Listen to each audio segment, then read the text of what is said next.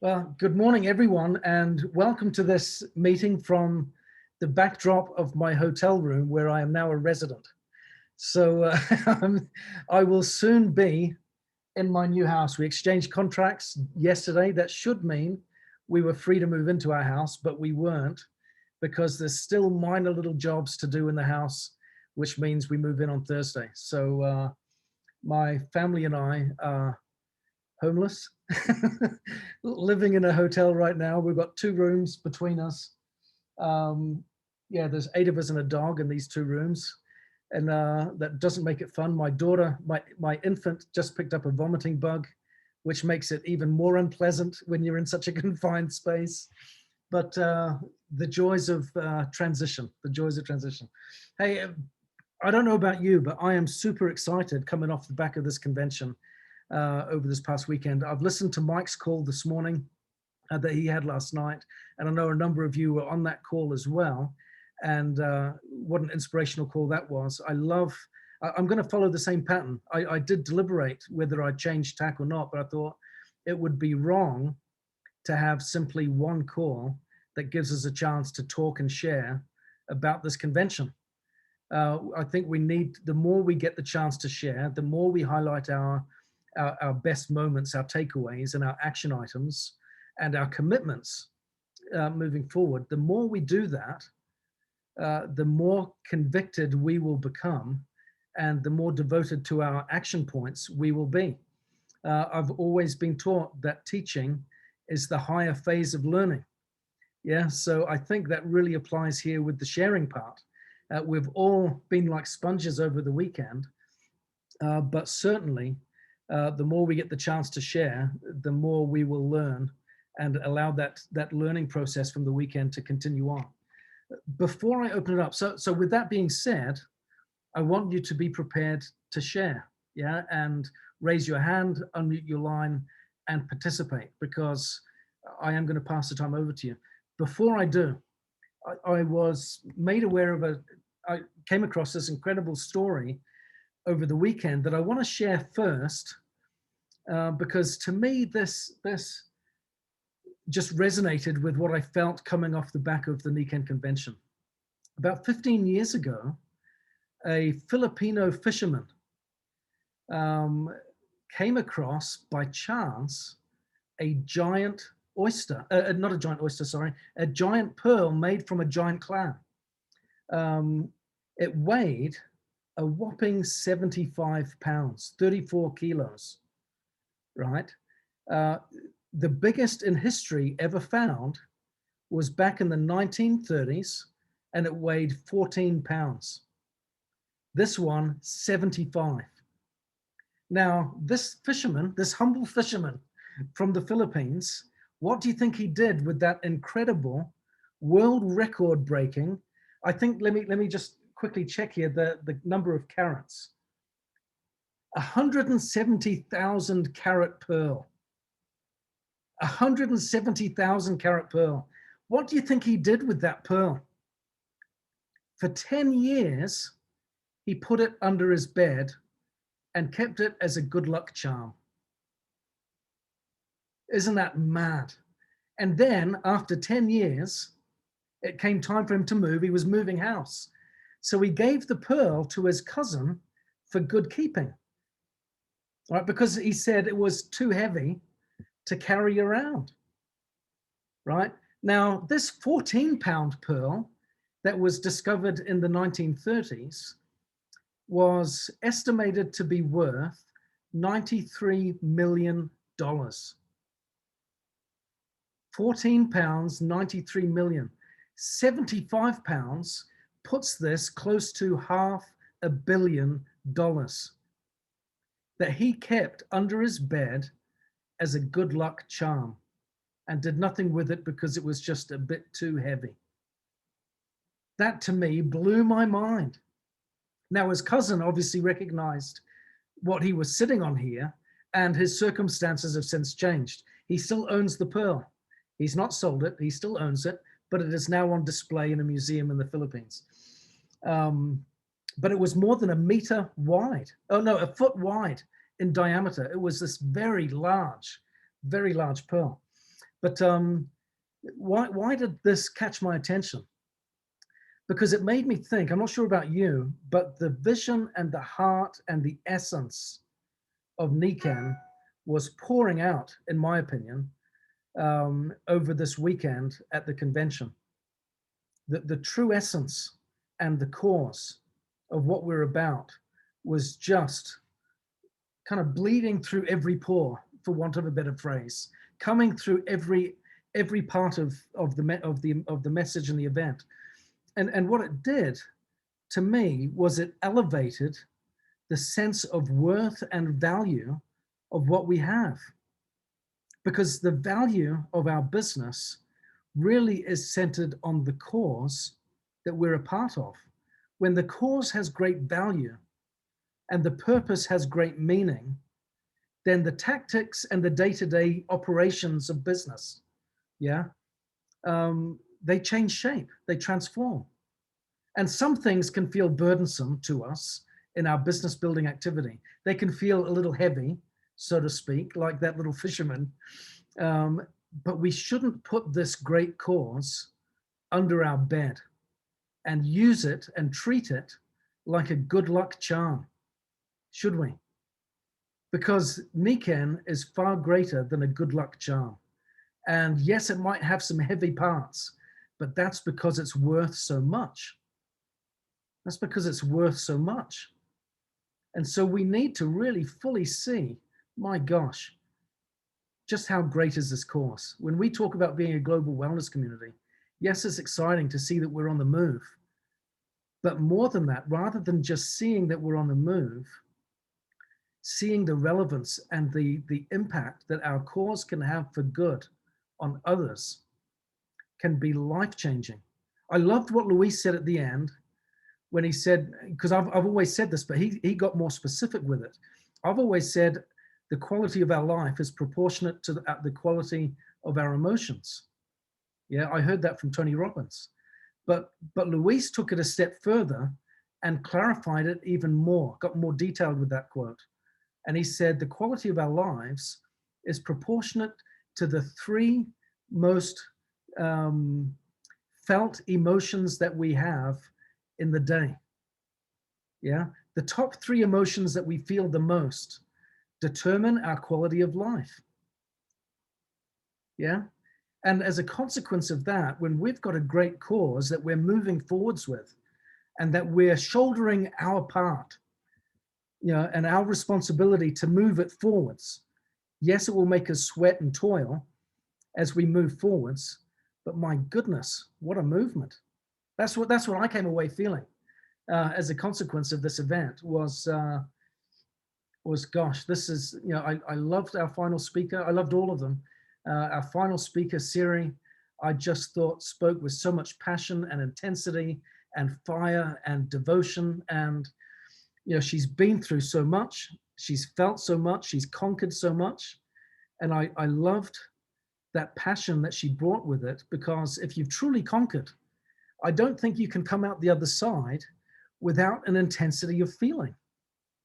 Yeah, because true conquering requires that suffering and that uphill struggle and that battle. And that I loved how she said to courageously be yourself. Yeah, what does it mean to courageously be yourself? That means I looked at that, really genuinely looked inward for a second, and I thought, I think there are some aspects of my life where I live in fear, or I act in fear, because I try to hide from my own weaknesses. I try to make my own vulnerabilities, maybe I try to diminish them versus accept them for what they are. And when I can courageously confront them, own them, and say, this is a weakness in me and I need to address that, and not just confront it in the sense of change, but be willing to own it and say, that's a part of who I am.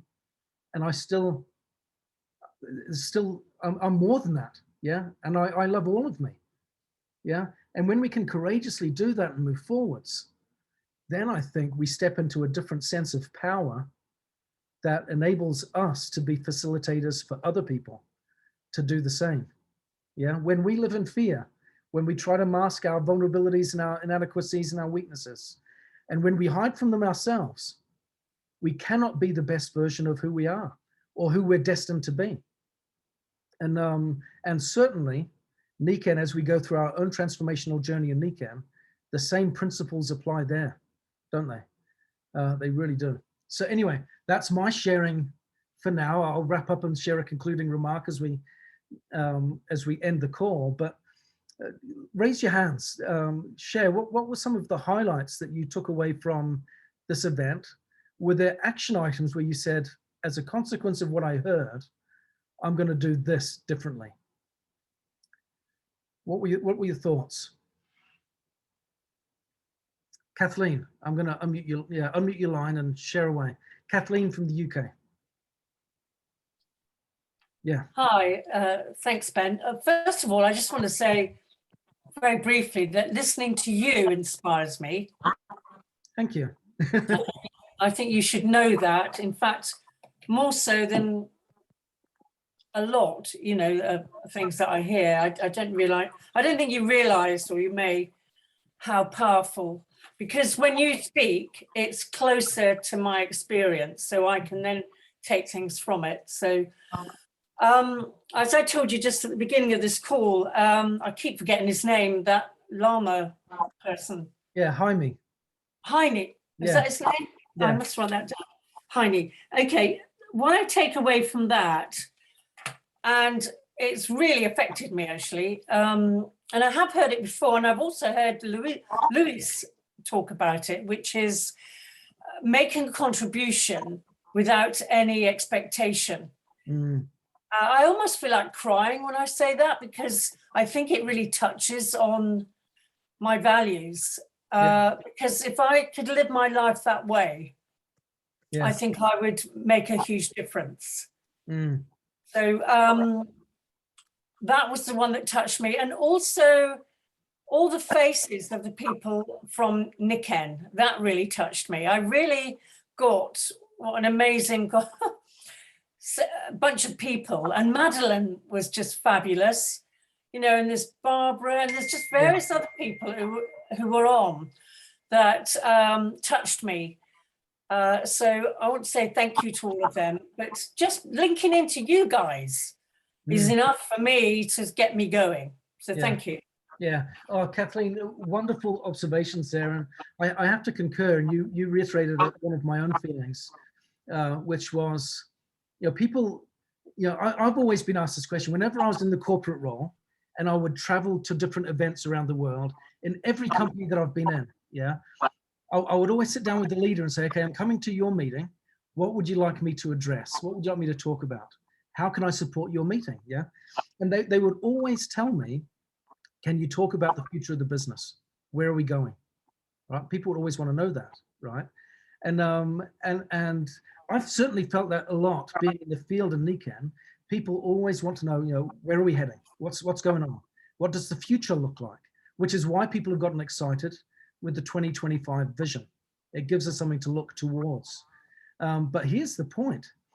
To reiterate what Kathleen just said, what I loved as well was when I saw all of my teammates and my friends popping up on their videos and on the photographs, saying what they love about Nikken, and just seeing all of the faces, all of the names, all of the people, all the families, I thought, boy, we're in good hands. Our future is in great hands, because this is a team win. We win as a result of who we're connected with, who we're partnered with. And so when I saw that, I thought, my gosh, our future is bright. Because look at this great audience because the audience was us. It was the team. I thought, this is great. Our future is great. So I love that point, Kathleen. I just wanted to say I shared the same opinion when I saw that too. Paul Gabius, do you want to lower your hand and unmute your line and share away? You're up next. Okay, can you hear me? I can't get to the hand, but at least that's all right. Yeah, we can hear you good. We can hear you good. Okay, so it seemed to me that one of the themes of the convention was, don't complain. There was a woman at the beginning, that was her theme. And then of course, Siri at the end also. Many big company events do this. They put on display some life that somebody who's done like incredible things and had amazing difficulties. And my thought was that that's wonderful that she was able to do this, but this doesn't duplicate.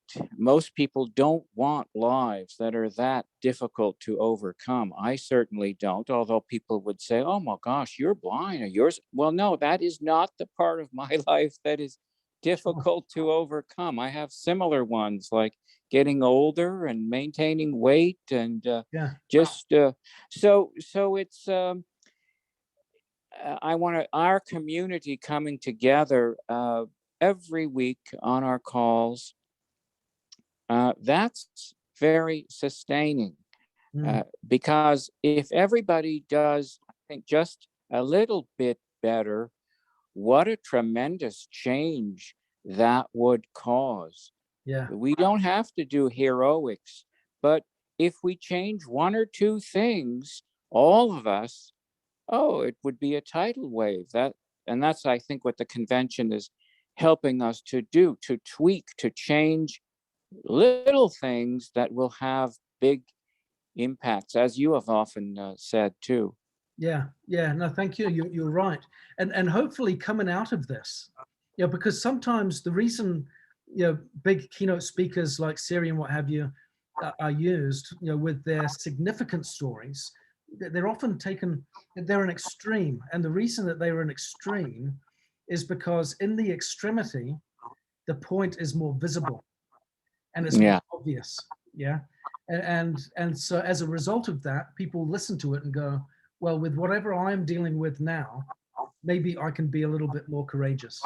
And to your point, it might be like, watching my weight a little better, managing, getting older a little better. There's a host of different things that we all struggle with because we're all human.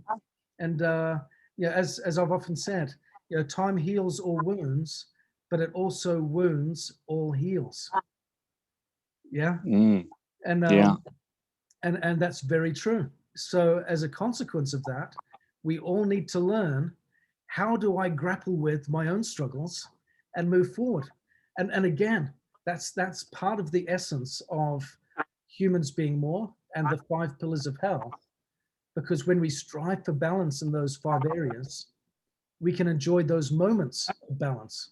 And I think it is more moments versus you get there and then you achieve balance and maintain that state of equilibrium forevermore. I don't think we're ever that fortunate, are we? We strive for it and we achieve it for a day, or maybe for a week, or maybe we have a great month, or maybe it's just a morning or an afternoon where we get it. Yeah. And we go, in that moment, we should enjoy it and savor it, recognize it for what it is, and then keep on striving, keep on trying. And yeah, great point, Paul. I really, really like that. So Elaine, you're up next.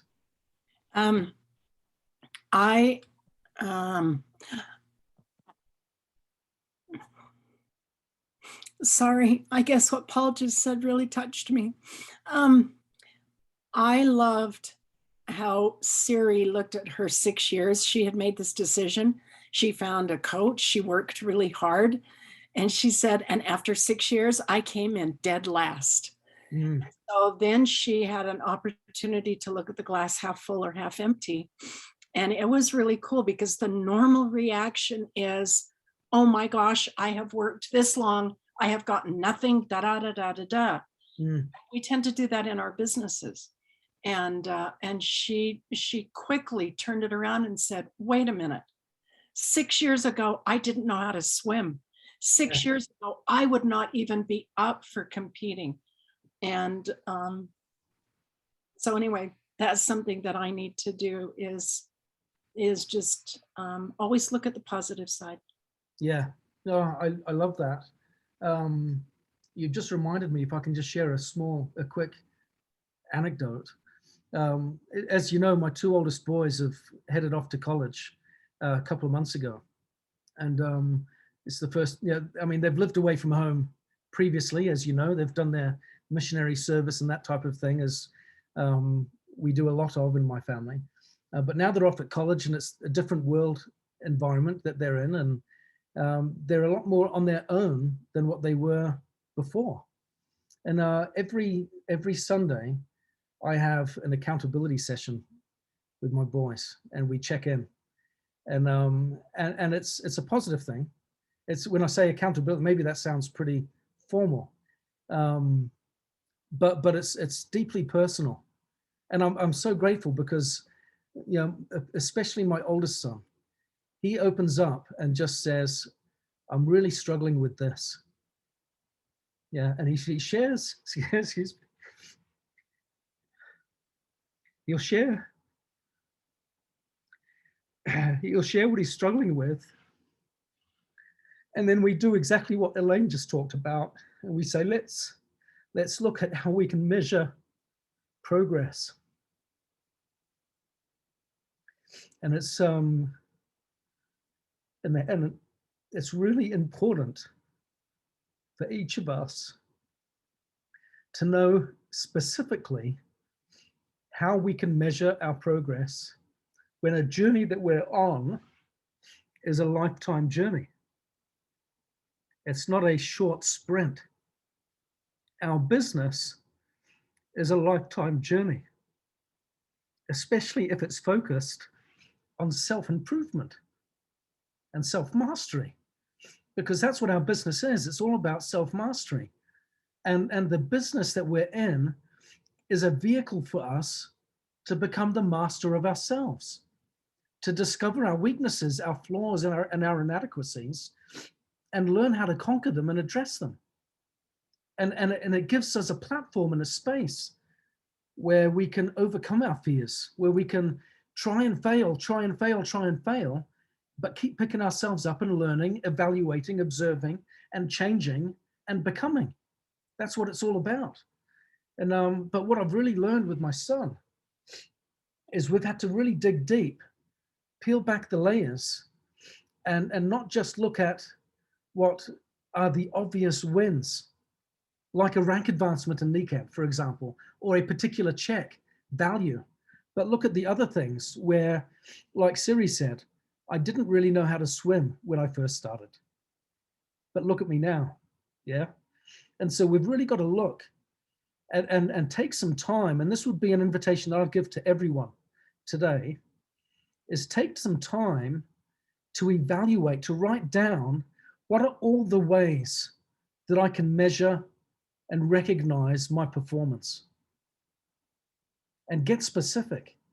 And the critical thing is we've got to celebrate as many of those wins as we can, because if we've only reduced our progress to a few key indicators that are often recognized or achieved in bigger milestones, then on a daily or weekly basis, I'm going to feel like I'm failing more than I should be.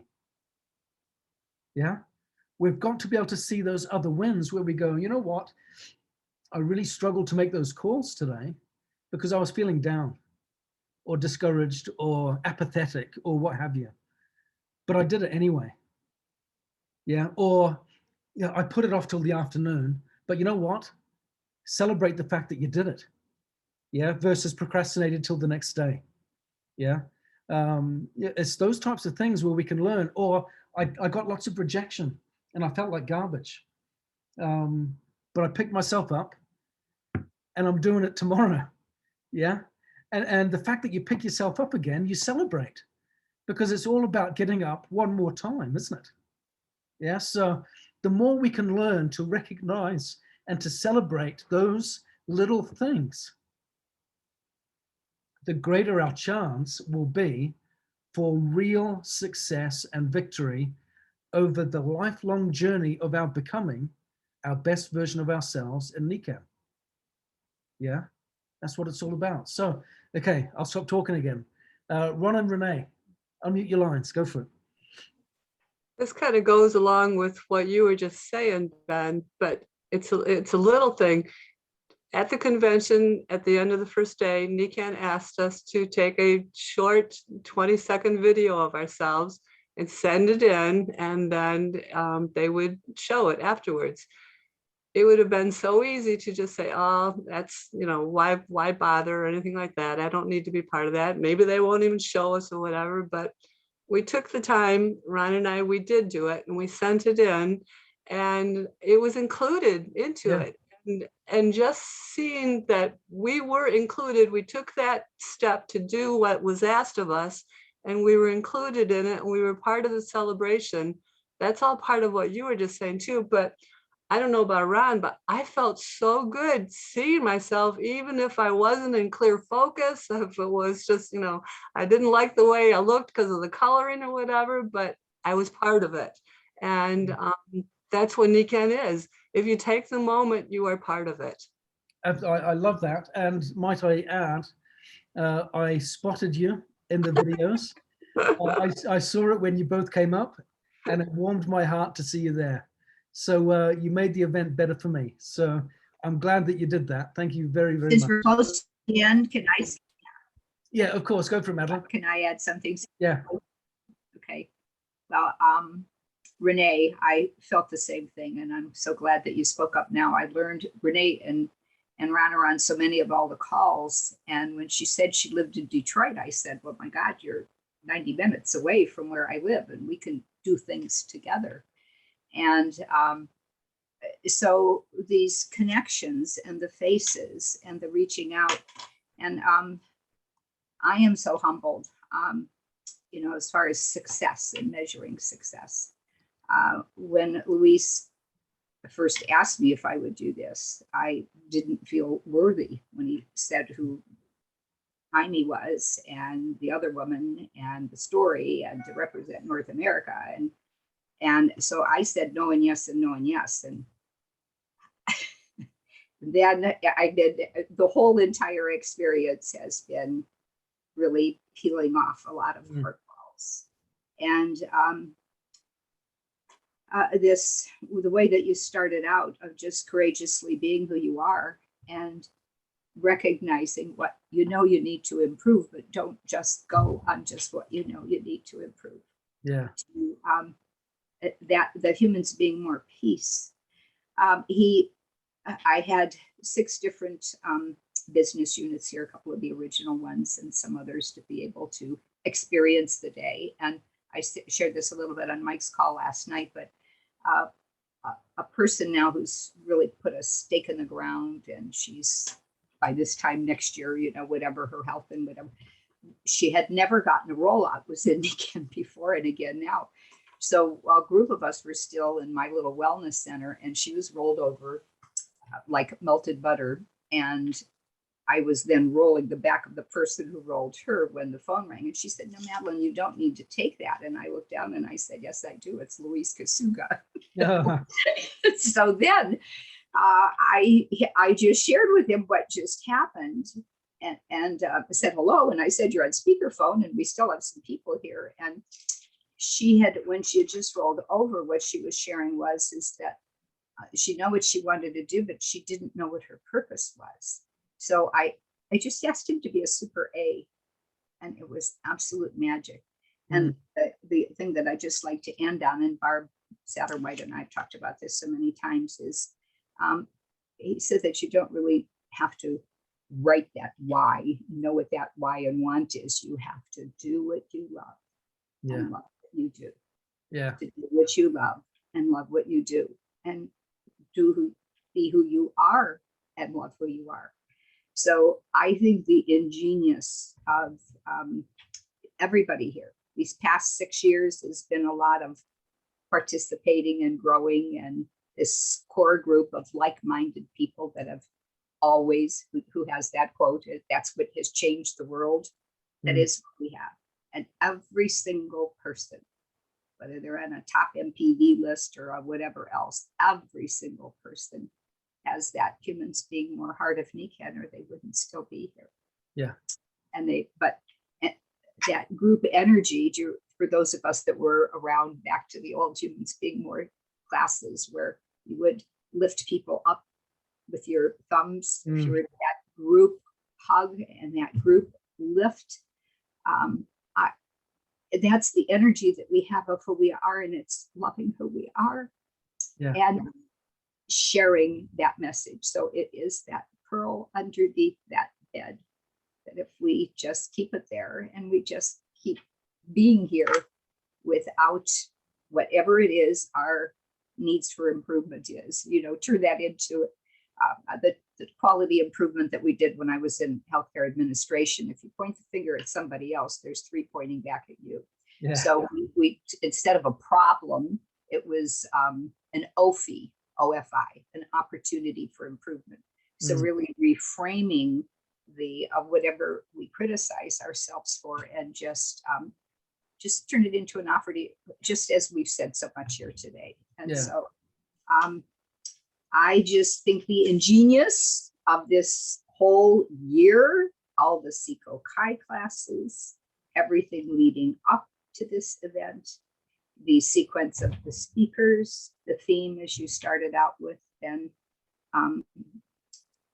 the confidence that we each should have for where we are going, and just being a part of it.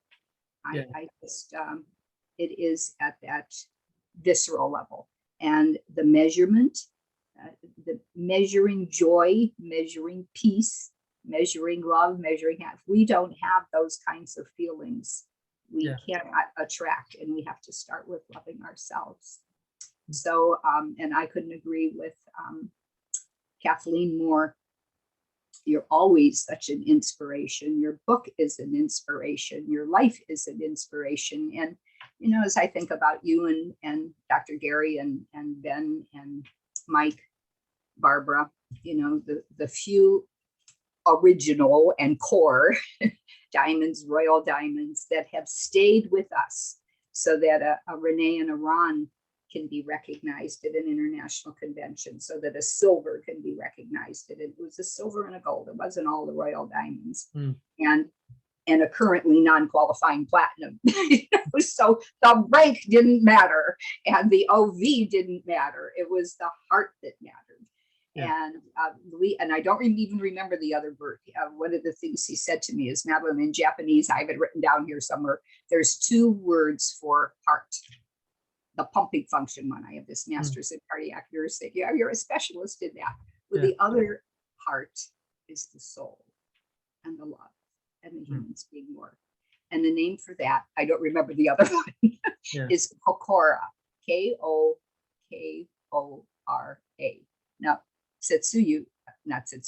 Yoko, I know another Japanese woman, I'm looking at Yoko. Do you know what the other word is? Since you're Japanese, do you know what the other word is for heart? And our products help both. Anyway, we can find that out from Louise, but it is the heart of Nikan. It is the 5 pillars of wellness. It is each one of you. As I look into everybody's eyes and feel the hearts, I look at Dee and the times that we've spent together at my bed and breakfast, and the memories and what we shared, Hattie Jane, Leo, Mrs. Kramer. It's those relationships. It's the relationships. And love. So I thank you so much, each and every one. Thank you so much. Yoko, you wanting to say something? I was just going to add, Madeline, Kokora is more to leans itself to feeling, and so therefore I believe the other word would be the actual, heart, which I'm not positive of. I'm not I'm a conversationalist, not a technical person. So I think that he gave you the right word to remember.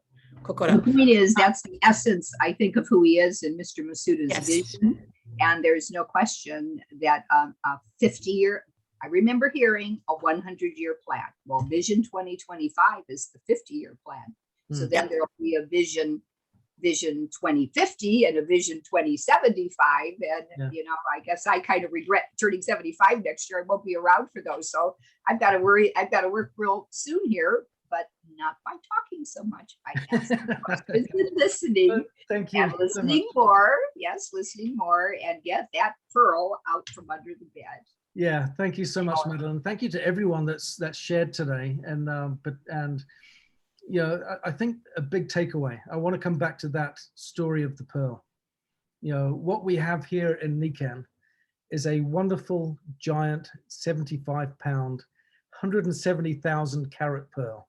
Yeah, let's not leave it under our beds and treat it like a good luck charm.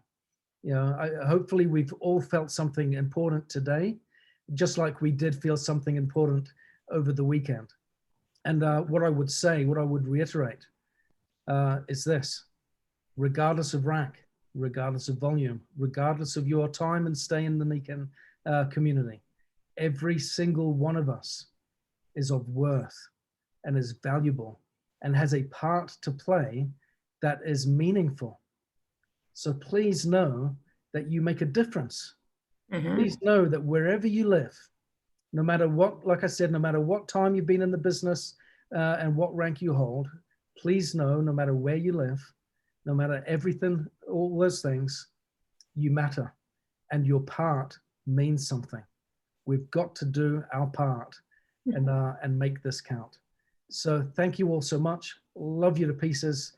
And again, if any of you want to have some coaching, some training, some support in building your business, in evaluating your progress, and just getting maybe a little bit of feedback that can help you just be assured, I'm on the right track, I'm doing okay.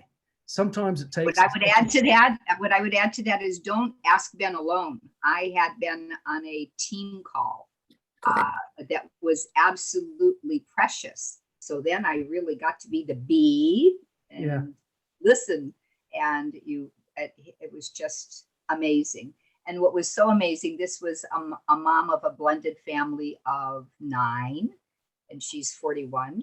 Yeah. And Ben with his family of 8 living in wherever he is now, this bed and breakfast with 2 bathrooms and 3 beds. And it sounds like they're sleeping sideways on one of the beds. I mean, it's all the husband and the wife needed to hear. I mean, it was just a precious 1 hour long ABC with a team. Yeah, absolutely. That's a great point. Bring someone with you. But the most rewarding part, so many times, we've gone a little bit over, and I hope you don't mind, but let me just conclude on this. So many times people will reach out and they'll say, I hope I'm not inconveniencing you. Yeah, I hope this isn't— I know you're busy, so I hope this isn't too much of a burden to ask, but— and it's like, man, don't say that. That's why I'm here. The best part of the job. I was on a call the other week on Friday. Not on Friday, sorry, on Wednesday of last week, and with a member of my team who I love to pieces. And it was about an hour-long call, and Kim was in the room where we were, because we're in the Airbnb. It was all open plan. I didn't have a confined office space, and so she could overhear the conversation that was going on while she was kind of packing up and sorting some things out. And she said afterwards, Ben, that sounded more like therapy versus business training. Right? What was that about? Is that what uplines are supposed to be doing? Like, are you a therapist? And I said, well, I'm not a therapist, but yeah, that is what we do. Yeah, we laugh together, we cry together, we help each other, and we talk about all sorts of stuff. This conversation covered personal challenges, family challenges, self-observation challenges, and business challenges. It covered the works. But they wanted to reach out and talk, get some feedback, have a listening ear, and they turned to me. And they did it initially with an apology. And I said, take that apology out of your mouth. This has been the highlight of my day. Yeah, the highlight of my day. Make it count. Yeah, so we've got a time here to be in a community. It's not a community of individuals. We're all individuals, but we're a team, and we're all here. What makes it great is the love we share for each other, isn't it? And it's such an unusual thing to say in a business environment, but that's what makes this work so well. Yeah. So and I gotta chime in there. What really is amazing is in the camaraderie, in the bringing it all together, what the convention solidified again for me is the bigger picture. We're all a part of a bigger picture. And when we feel that inclusivity, then we don't feel alone out there in the field, and we have the different things and the mechanisms and the tools and the things, but that bigger picture has you want to call the one that you want to take to the top of the mountain, or reach out beyond just the person that you're thinking of sharing with, but to really go for it. And that's what reawoken in me at this convention, were the that little stretch, that little beyond, to because I'm a part of something more. I do what Siri was saying, do your best, your gift is who you are and the best you can be, and to bring that to the game. Anyway. No, I love it, Barbara. We've got to bring our best us to the game, haven't we? And the lovely thing about that is our best is ever changing. My best today is not what it was 5 years ago, and perish the thought that my best in 5 years' time will be what it is today. It should be better. Yeah, we are a human being that is constantly growing and becoming better the more we give our best. Yeah, and I just absolutely love that. And so let's just Ben, yeah. Can I call on Lorraine Martin? She raised her hand. She's she did raise it, but I'm going to edify her anyway. She's on every Thursday night. She's helped to co-host. She's an author of 2 books. She's 83 years old. She has her own blog. She is just an inspiration. So yes. So well, Thank you, Madeline. And I would echo Madeline's remarks as well, Lorraine. I always am grateful in seeing your face on all of our calls. I've loved it when you've reached out, when you've had questions yourself. I'm grateful for that. You're an example of a doer. Yes. And it's just fantastic. We all need more Lorraine Martins in our business and in our lives, don't we? So thank you so much. Thank you. So again, let's just do our best. If you need help, reach out. Make the most of the community that we're in, because that's what it's all about. Yes. Thank you very much, and we'll see you all next week. Take care, everyone. Bye-bye.